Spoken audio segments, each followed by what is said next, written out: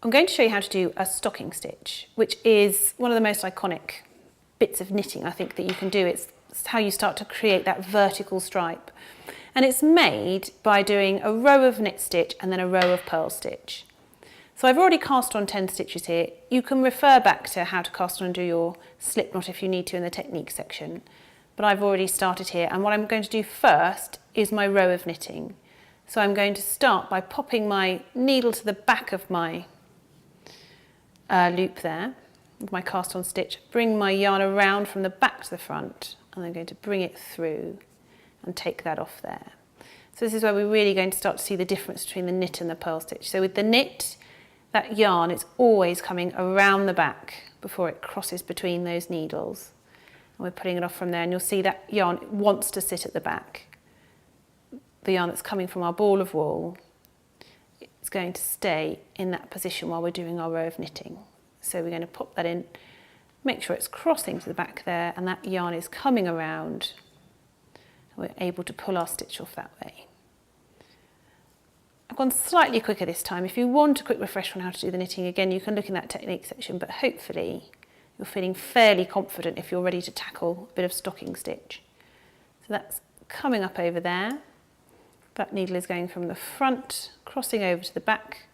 That yarn's coming around the back there. Then we're going to use the point of our needle to just grab that loop, pull it up and take that off that and needle there. So that's going in at the back. We're coming around. We're going to use that needle to grab that and put it up and take our stitch off. So we're going to do our final 3, and we're going to use that starter's slip knot as a stitch.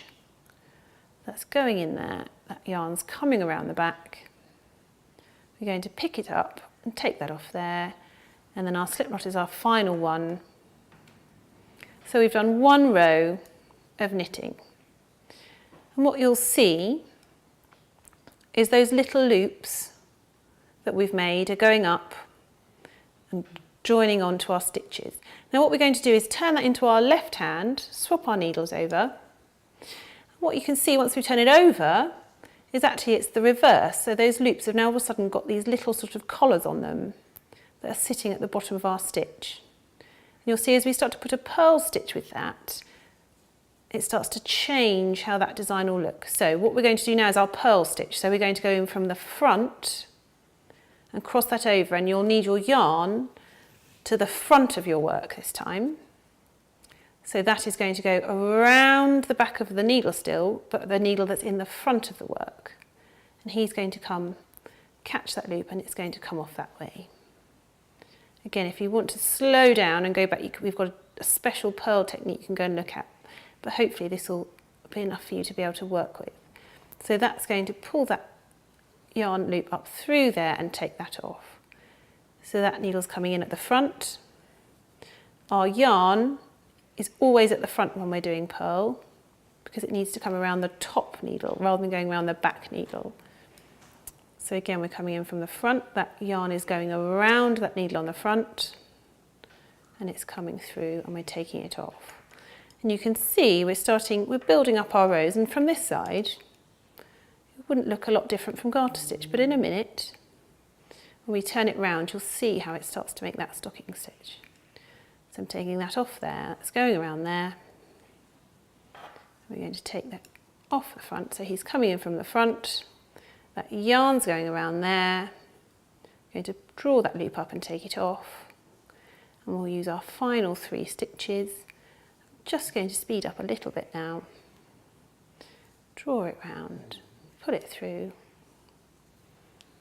and then what we'll do when we turn it round is you'll start to see that classic V shape, that vertical design that you get when you work a stocking stitch.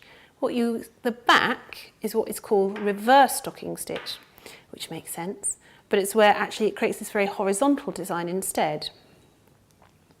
So what I'm going to do is just whiz through another couple of rows so you start to really see that design come out. So we're going to go back now. We've done a purl row, we need to do another knit row. And this whole pattern works on 1 knit row, 1 purl row. So I'm just going to whiz through this. You can keep up with me if you like, that's absolutely fine. But I really want to be able to show you.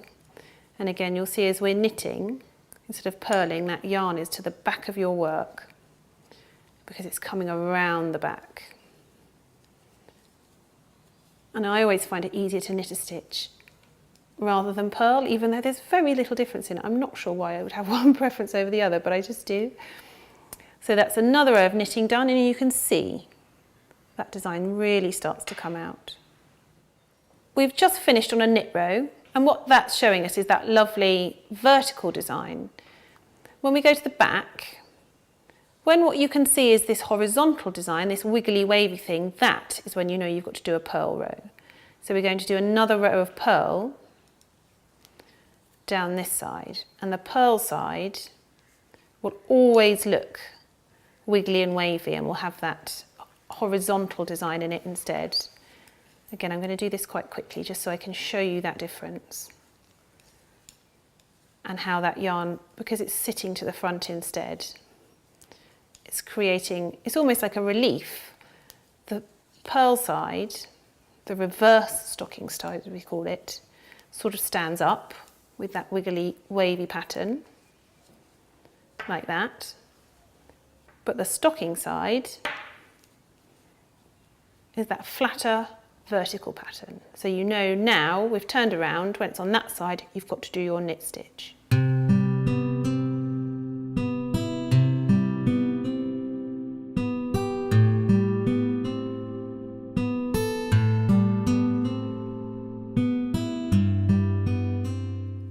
I'm doing a final row of purl stitch as part of this overall stocking stitch piece of material that we're making. So that's where I'm working on the wrong side at the moment, which you can tell because of all those bumpy, wavy pattern. And I'm going through it quite quickly again. But actually what you find, this is a really nice material because it's quite springy. It's almost starting to get a little bit ribbed, so that when we turn it over, and you can see how that stitch looks. It's got a lovely amount of stretch to it. So actually it's the thing you'll find on garments all over the place.